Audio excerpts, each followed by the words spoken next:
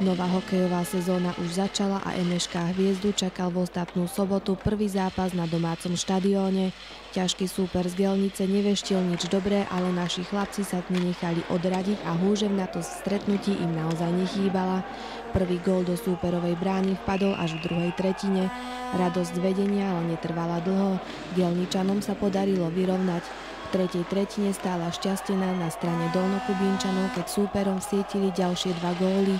Hostia ale v závere ešte stav znížili na konečných 3-2. V prvom rade ďakujem chlapcom za výhru, musím im poďakovať za predvedený výkon a za to, čo predviedli na ľade. V tej prvej tretine sme sa trošku prispôsobili ich hre, ostali sme trošku zaskočení, ale ako zápas bežal, tak sme ich, myslím, ukorčulovali. Na tú tretiu tretinu sme museli trošku zvýšiť tempo a stiahnuť to na 3 lajny, ale to nám iba pomohlo, dostalo to chlapcov do tempa a výsledok hovorí za všetko. Domáci zápas s Gelnicou nebol len novosezónnou premiérou našich hráčov, ale i premiérou nového trénera Mateja Hricka, odchovanca Hviezdy, ktorý s niektorými hráčmi hrával i v mládežníckych mužstvách a teda najlepšie vie, čo od ktorého hráča môže očakávať a aké sú jeho trénerské ciele.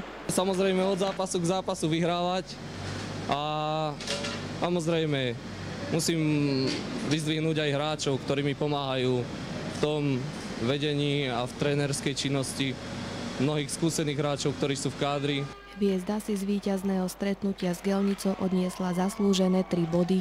Kubínčania sa najbližšie doma predstavia v sobotu 13. októbra, keď na svojom štadióne privítajú mužstvo z Bardejova.